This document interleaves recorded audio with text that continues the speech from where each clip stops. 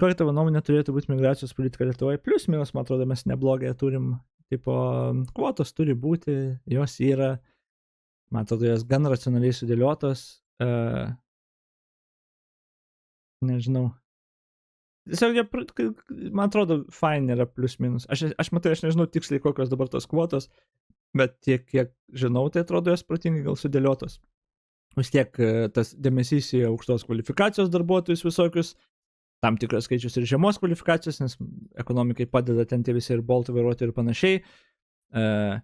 Kultūriškai, man atrodo, jeigu labai skiria žmonės, reikia privengti, nes tikrai mes nei galim, nei pajėgus, gal idealiam pasaulyje ir galėtų, bet mes nei galim, nei pajėgus tų fanatikų visokių ten, kurie negali vakarų pasaulyje gyventi, čia perprogramuoti, kad galėtų, tiesiog ne mūsų darbas, tai mes tiesiog apsisaugam ir neleidžiam, tipo. Gali ten būti statymai, ten, kaip mačiau, man atrodo, ar Švedijoje, ar kur ten įvedė, kad už blogą elgesį kažkaip tu gali ten darbo tą prarasti. Dėl kalbos, man atrodo, racionalius įvedinėjai, man atrodo, nežinau, man atrodo, teisingai labai mes čia viską darom su ta migracija, svarbu neklausyti tų radikalų, tokių kaip Sinica, labiau jau tada Kasčiūno, nes jo pozicijos gan moderat ir gan protingos yra. Bet vėlgi, dauguma tų dalykų jau buvo padaryta konservatorių prieš baigiantis jų valdžiai, tai aš net nežinau dabar. Aš nežinau tiksliai, kokioje situacijoje yra, tipo, ką dabar gamina mūsų vedėjas, RuneScape trečias už žmoną žaidžiam, jau pusmetį gal? Ne, gal mažiau biškai.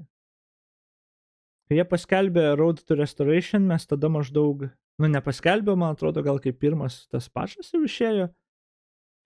Kokios 3 savaitės gal iki Combat Rework'o.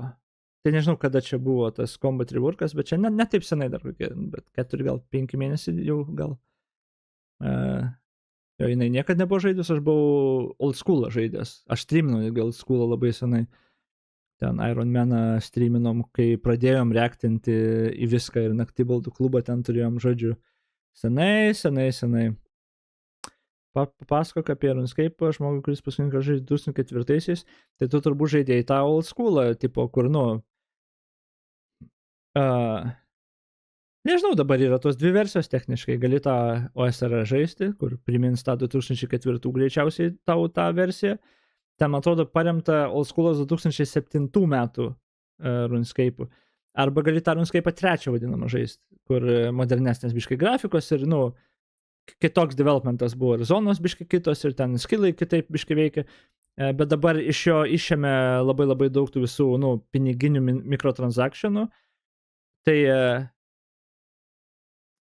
aš nežinau, mums taip patinka kol kas abiem, ką žinau, net nėra to, kad čia anksčiau, kaip ir gąsdino, kad visiškai ten pay to win, nes toks ir buvo, bet jie tą Road to Restoration paskelbė, kad viskas, einam normaliu keliu ir tą visą panaikino ir phase-outina tą contentą, kuria naują, man labai patinka, kuria pusė eina ten visiškai nuostabiai, o mes to labiau, kai ten kažkokie high-end gameriai, tai toje vietoje tai mes eksplorinam ir viskas fine. Ar karalius investuoja eurus kažkur? Į akcijas kažkokias? Ne, jokias. Ne, niekad. Aš nei nusimanau, nei kažką ir niekad nesimokiau to, tai ne.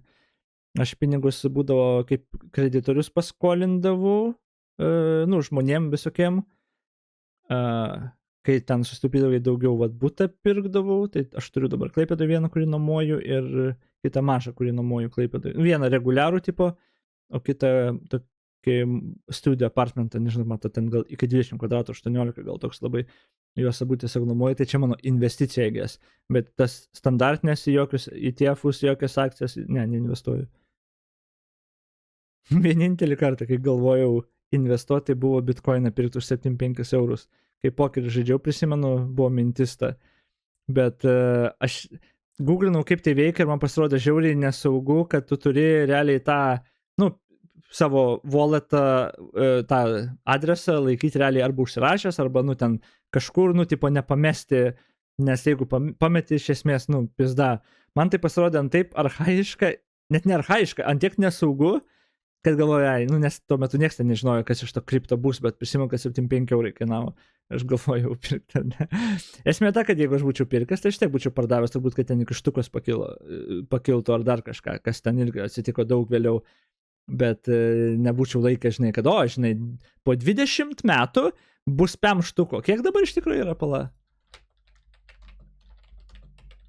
Bet po 10, 5-6 štukos, pala, bet nukrito nuo pyko. Nukrito nuo pyko, kai buvo ten 100, ten absurdas buvo. Dabar 5-6, tai mes grįžom prie 2024 metų kainos, bet vis tiek pakilę normaliai palygint.